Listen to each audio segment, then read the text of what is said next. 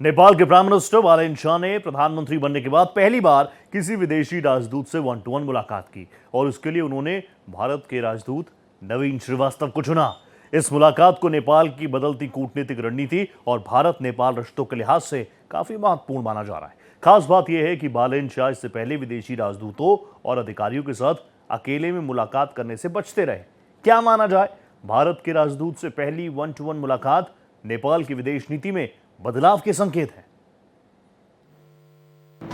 नेपाल के पीएम बालेन शाह ने भारतीय राजदूत नवीन श्रीवास्तव से पहली वन टू वन मुलाकात की। बैठक में व्यापार, बिजली और विकास परियोजनाओं पर चर्चा हुई। शाह ने भारत को पुराना और भरोसेमंद साथी बताया। विदेशी राजनयिकों से दूरी रखने वाले शाह की ये पहली सीधी बातचीत नेपाल की बदलती कूटनीति और मजबूत होते द्विपक्षीय रिश्तों का अहम संकेत है। शुरुआत में बालेन शाह ने विदेशी अधिकारियों से अकेले मिलने से इनकार कर नीतिगत दूरी बनाई थी ताकि बराबरी का संदेश दिया जा सके, लेकिन सरकार के 100 दिन पूरे होने के बाद उनकी रणनीति बदली है। भारतीय राजदूत से ये वन टू वन मुलाकात उसी बदलाव और सीधे संवाद की नई नीति का हिस्सा है। विदेशी मामलों के जानकार और रिटायर्ड मेजर जनरल ध्रुव कटोच के मुताबिक भारत के राजदूत के साथ पहली वन टू वन मुलाकात का संदेश सिर्फ एक औपचारिक मुलाकात तक सीमित नहीं है।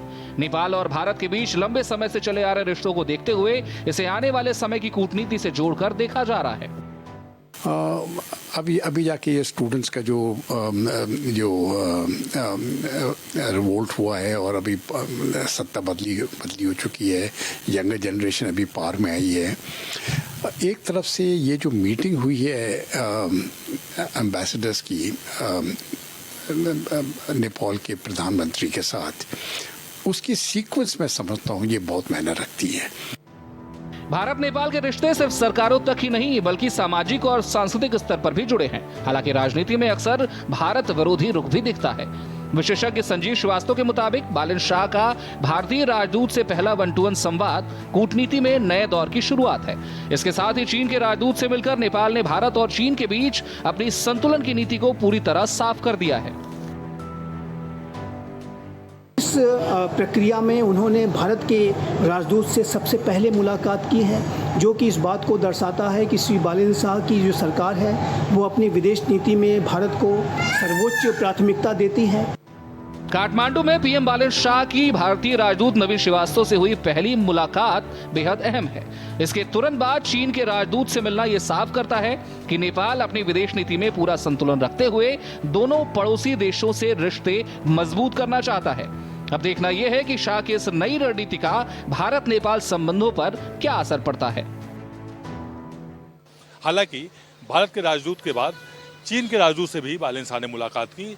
उसके बाद अमेरिका के राजदूत से भी उन्होंने मंगलवार को मुलाकात की। इन मुलाकातों से कई मायने लगाए जा रहे हैं, लेकिन आने वाला समय ये तय करेगा कि नेपाल का रुख क्या रहता है और ख़ास तौर से भारत के साथ जो उसके हजारों सालों के रिश्ते हैं, हजारों वर्षों के जो रिश्ते चले आ रहे हैं, उनको लेकर के क्या भविष्य तय करता है। कैमरा पर्सन रमेश राय के साथ आदित्य द्विवेदी, भारत एक्सप्रेस, दिल्ली।